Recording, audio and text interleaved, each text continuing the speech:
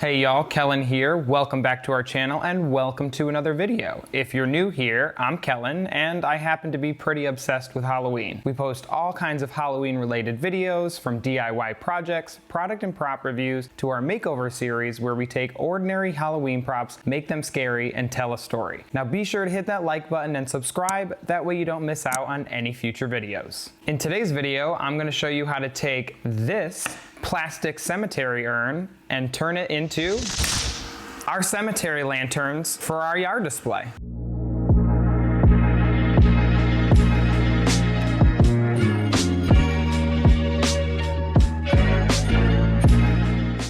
Before we get started, we're not going to pay any mind to this zit that is occupying my forehead. It just wants attention, and if you don't give it to it, it'll go away. I hope.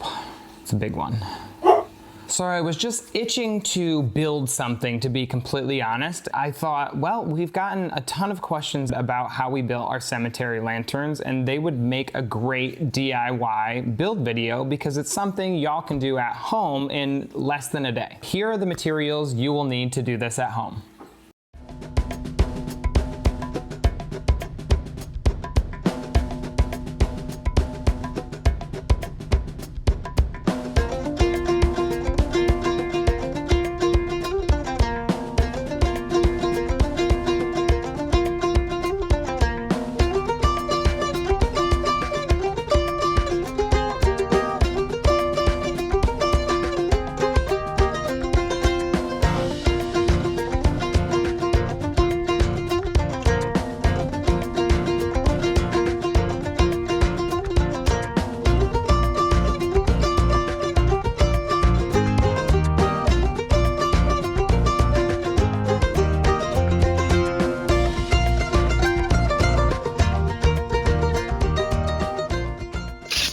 First thing we're going to need to do is mark off our urns. I like to do this beforehand, that way everything's marked off, and when I'm drilling my holes or making any cuts, I don't have to go back and forth, tend to be somebody forgets things. We are going to be building 2 cemetery lanterns with the 4 plastic urns that we have. However, you do the math on how many you'll need. I don't do math. Since this urn has these little notches that go all the way around that, I'm going to use that to help me mark the top where I'm going to be putting our 4 dowels. I'll be going around and marking every 12th notch. To mark, just so you guys can see, I'm going to be using a silver Sharpie. So you can see here, I've already made one of my marks right above one of the notches. Now we're going to be marking every 12th notch. So that's 1, 2, 3, 4, 5, 6, 7, 8, 9, 10, 11. And then we're going to mark again.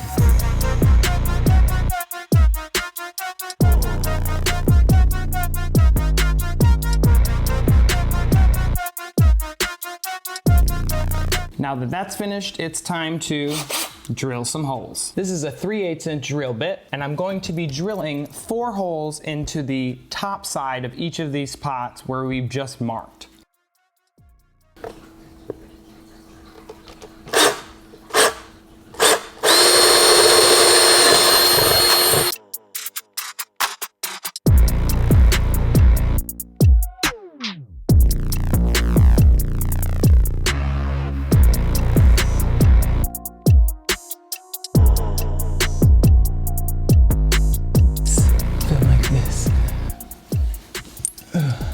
This works so much better just laying out on the table and filming. Yes, I'm upside down right now. Now for the bottom 2 pots, we need to drill in some drainage holes. That way it doesn't fill up with water. We'll need to drill some drainage holes on the underside of the top lip. That way the top, again, doesn't fill up with water.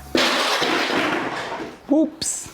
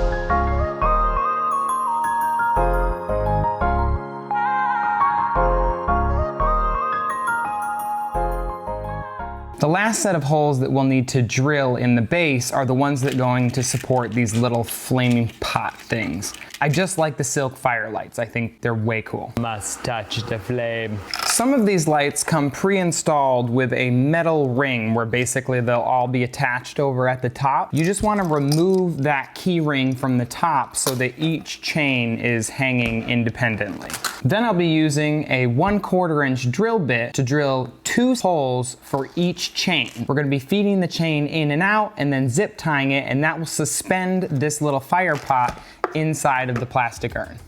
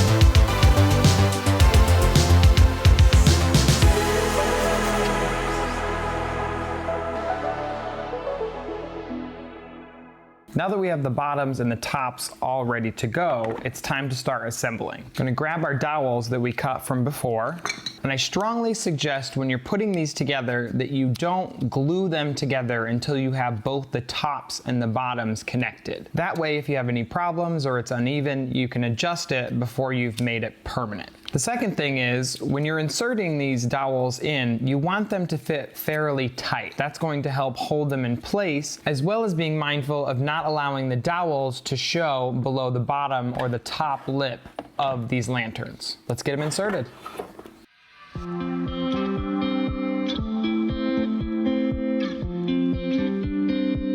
Now another tip is, especially for the top ones, go around with one of the dowels and just make sure that you open up each one of the holes before you try and insert them on the top. I definitely found this was easier before I placed this on top. That way I wasn't having to put so much force on the top to push the dowels through.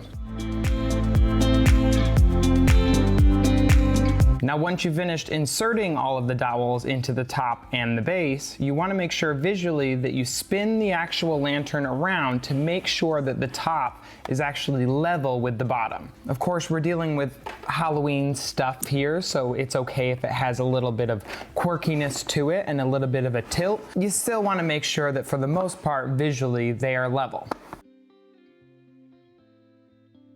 Now we just have to insert the dowels in the second one and we'll be ready to attach them. I'm going to use some really high strength hot glue. You can also use something like Loctite or anything like that. I think hot glue works the best. We've had our lanterns for about 6 years now in the hot Texas sun, and ours have been absolutely fine. So this is really a preference where you can glue them down with whatever you'd like.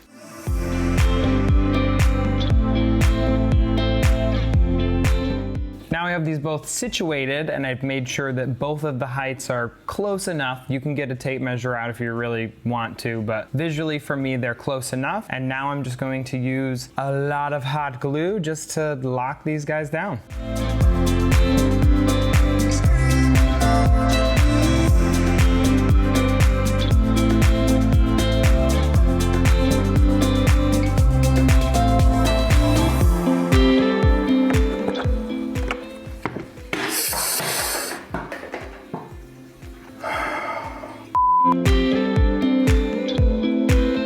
Were you watching closely? Because I definitely dropped one off of the table. They're pretty durable once they're together. I mean, they're just plastic and wood, but always dropping stuff. Now that I have everything glued down on the tops and the bottoms and I've let it dry, I'm just very quickly going to hit the verticals or the supports with some black spray paint. You could do this with black latex paint or really any color paint if you're going to be painting on top of it. I just want to make sure that there's something in between the metallic paint that I'm going to use and the wood. Just go ahead and do one of these.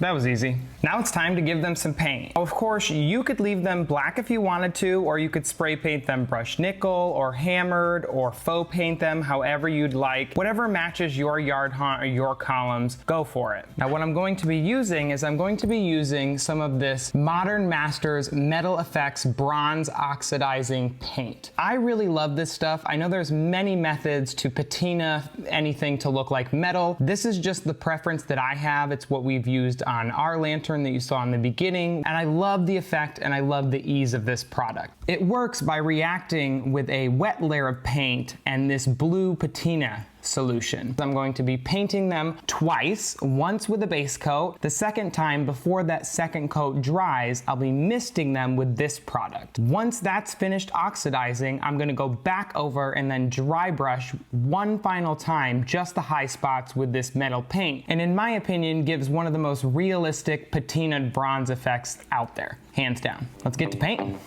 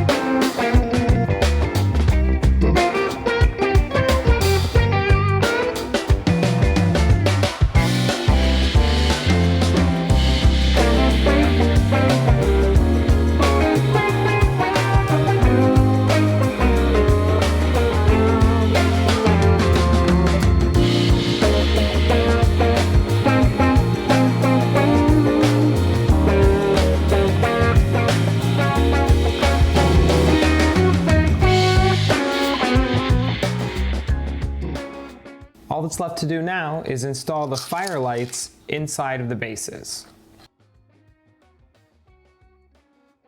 To put the flame light inside, you're going to need some zip ties. I'm going to be using white zip ties, that way you guys can see it on camera, your preference of zip tie color. And you're just going to take the chains and feed them through one hole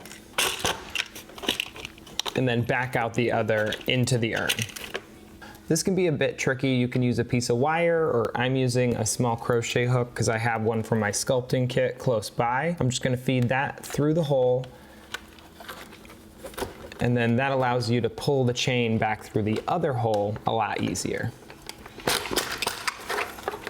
Now I'm gonna go around and pull all the chains through, and then I'll go ahead and zip tie them after.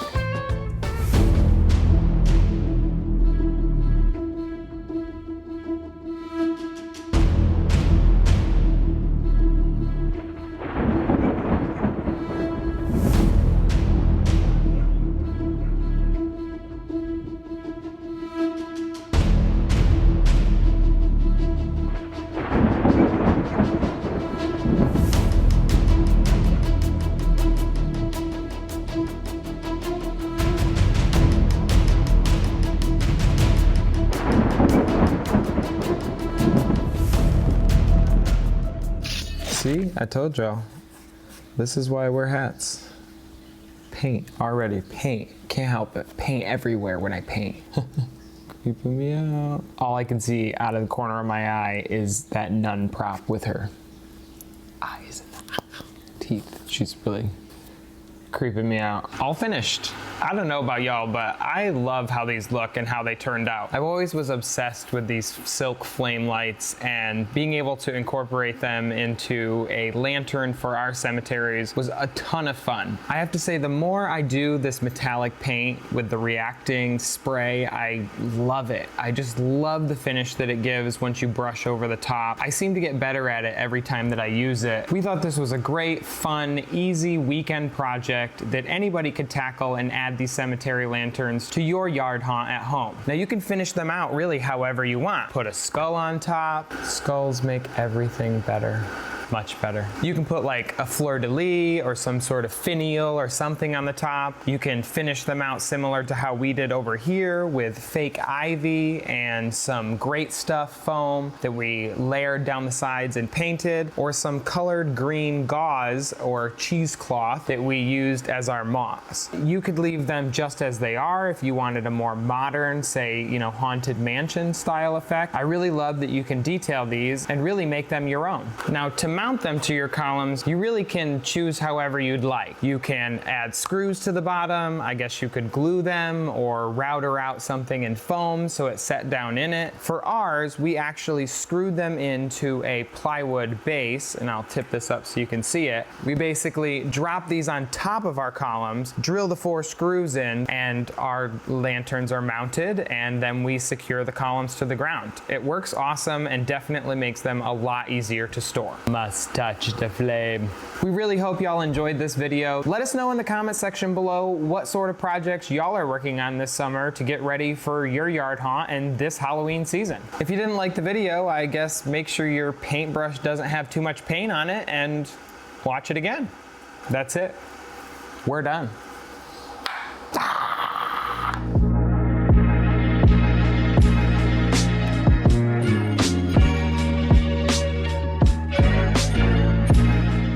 Yeah, it's a bit much.